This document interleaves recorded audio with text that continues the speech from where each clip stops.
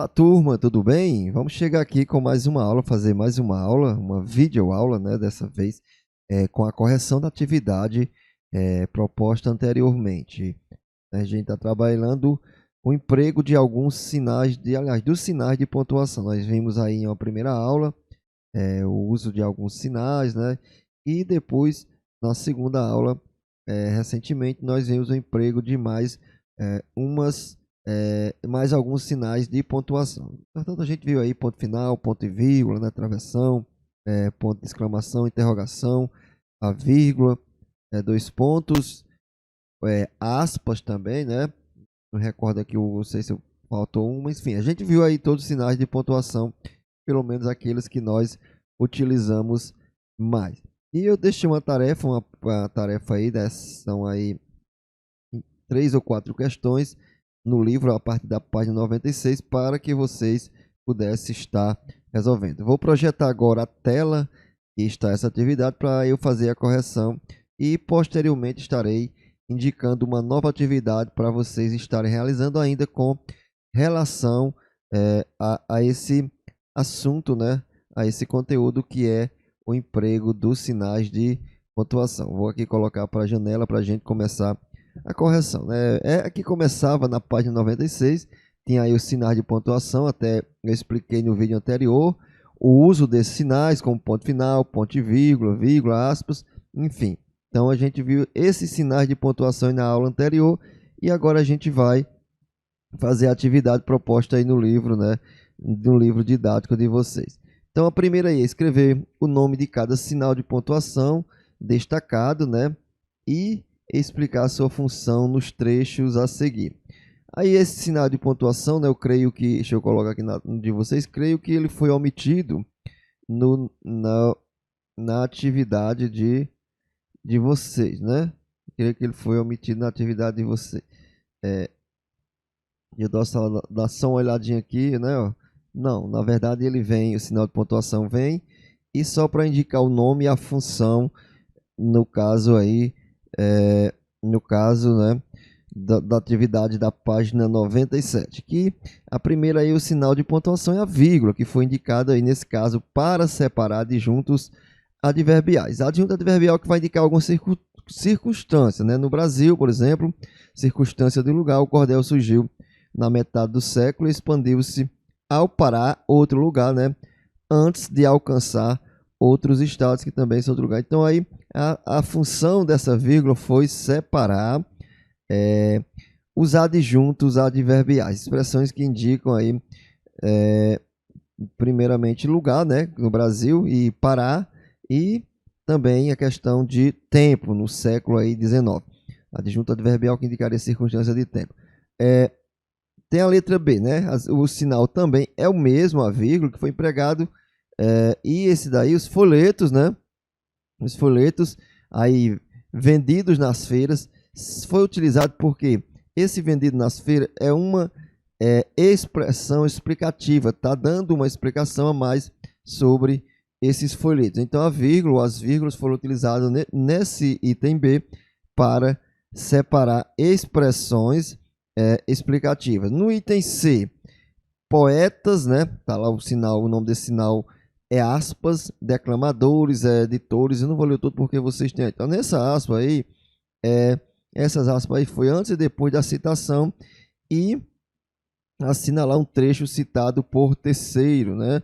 Nesse caso aí está falando, citando, fazendo a citação de um autor aí que no caso não foi o que escreveu o texto que vocês leram. No item D, vamos chegar aqui ao item D, né? Vamos ver aqui como é que o sinal também é a vírgula. Meu pai, agricultor muito pobre, era possuidor de uma pequena parte de terra. Nesse caso aí, a vírgula foi separar também o aposto. O aposto que é esse termo que dá uma explicação, né, sobre o termo meu pai. Então, aí foi utilizado, né, para separar esse aposto. Vamos ver aqui adiante para a 7ª questão. Subindo aqui, só a tela, né, só a tela para vocês verem aí. Tem aí um verso, né, alguns versos, e tem aí as perguntas. A letra A diz assim, deixa eu só dar uma olhadinha para a outra tela que está mais visível, tá melhor de visualizar e ver se eu consigo aumentar. Pronto, a letra A diz com que intenção as reticências, né? Com que intenção as reticências foram empregadas no segundo verso. Vamos lá. Né? Acordei de madrugada e comecei a fazer risco. Então, a gente vê aí alguns usos das reticências, e nesse caso aí, a reticência foram empregadas para indicar uma interrupção do pensamento do eu poético, né? Dando a entender que ele estava pensando ou buscando nas memórias os versos que ele estava escrevendo. Interrupção no caso de pensamento ou de ideia do eu poético, do eu lírico. Na letra B diz e com que intenção os dois pontos foram empregados lá no último verso, né? Lá no último verso desse quadrinho. Então foram empregados esses dois pontos para indicar. Claro que a gente lê só essa parte, talvez, né? Não vai entender, mas se você ler o texto todinho, o cordel todinho, você vai indicar que esses dois pontos foram empregados para indicar o começo da história que ele iria narrar. Ele colocou aí, né? E para escrever essa história que chegou como um corisco, dois pontos aí, ele começou a narrar a história, né? O enredo aí da história. Pronto, isso aí era o que tinha para a gente corrigir esse pequeno exercício. E eu vou mostrar aqui qual a atividade que vocês irão fazer hoje. Vai começar aqui da página 98, né? São duas questõezinhas simples, página 98, a questão 1 e não é nem questão 2, né? Ele colocou um texto, a questão 1 e em seguida fez aí, né? É para você ler, observar os sinais de pontuação que aí estão e depois vocês vão colocar aqui nesse quadro. Por exemplo, função do sinal de pontuação. Vocês vão indicar e vão exemplificar, né? Por exemplo, indicar a fala de uma pessoa em substituição à outra versão. Qual é o sinal de pontuação que também eu posso utilizar para indicar a fala de uma pessoa que substitui outra versão? Simples, né? Aí vocês vão dizer o sinal tal e vão colocar um exemplo que você encontra aqui nesse texto acima. Indicar um espanto, pena, né? Nesse texto aí, qual é o ponto que serve para indicar espanto, pena? Então, nesse texto, vocês vão encontrar esse sinal de pontuação e mostrar um exemplo que indique isso daí.